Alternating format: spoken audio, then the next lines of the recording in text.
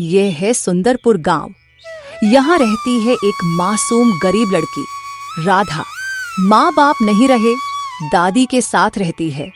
छोटी उम्र में ही उसने जिम्मेदारियों का बोझ उठा लिया है। हे भगवान, आज भी दादी के लिए दवा खरीदनी है, लेकिन कमाई तो बहुत कम है। बेटी, इतना मत थक, मैं ठीक हूँ।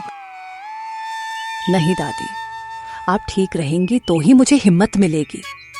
गांव के बच्चे गांव के चौपाल पर खेल रहे हैं, तभी राधा वहां से गुजरती है। गांव के सभी बच्चे राधा का मजाक बनाने लगते हैं।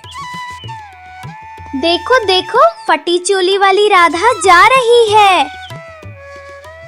अरे, इससे तो हमारी गुड़िया भी अच्छे कपड़े पहनती है। सभी बच्चे हंसने लगते हैं, परंतु राधा मुस्कुराकर आगे बढ़ जाती है।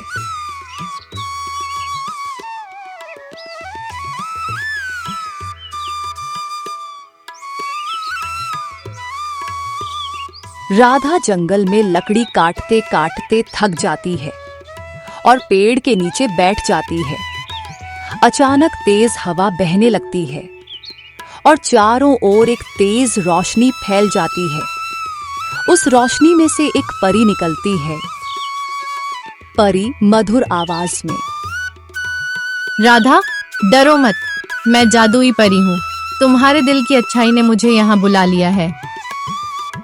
पर परी माता, मैं तो बस एक गरीब लड़की हूँ।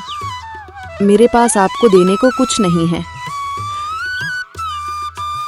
बेटी, मुझे सोना चांदी नहीं चाहिए।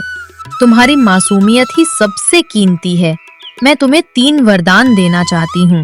बताओ राधा, तुम्हारी पहली इच्छा क्या है? मेरी दादी हमेशा बीमार रहती हैं। मैं चाहती हूँ कि वे कभी बीमार ना हों। तथास्तु।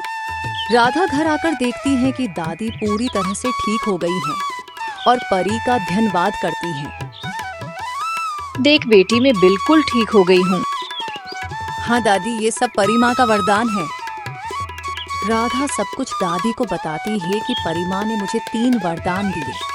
कुछ समय बाद गांव में सूखा पड़ता है। खेत सूख जाते हैं, तालाब खाली हो जाते हैं। लोगों के पास खाने तक को नहीं है। हे भगवान, पानी का एक कतरा भी नहीं है। हमारे बच्चे भूखे मर रहे हैं। राधा यह सब देखकर बहुत दुखी होती है और जंगल जाती है। परी माता, कृपा करिए। मेरा दूसरा वरदान यही है कि मेरे गांव में कभी अकाल न पड़े। तथास्तु। तभी राधा गांव जाकर दिखती है कि बादल गरजते हैं और बारिश होने लगती है। लोग खुशी से नाचने लगते हैं।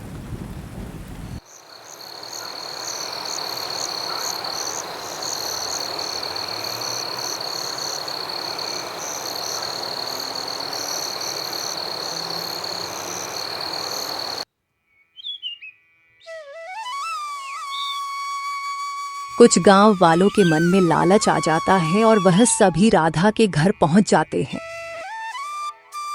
सच सच बता, तेरे पास कौन सा जादू है? मेरे पास कोई जादू नहीं है। ये सब भगवान की कृपा है। झूठ मत बोल। वह दोनों गांव वाले राधा को धमकाकर वहां से चले जाते हैं।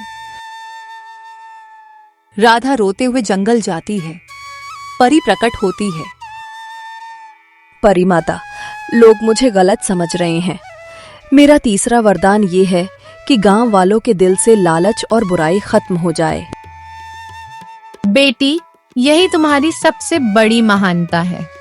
मैं तुम्हें वरदान देती हूँ कि सभी गांव वालों के मन से लालच और बुराई खत्म हो जाए और सभी मिलकर रहे। गांव में लोग बदल जाते हैं। लालची लोग शर्मिंदा होकर राधा से माफी मांगते हैं। राधा, हमें माफ कर दो। अब हम सब मिलकर रहेंगे।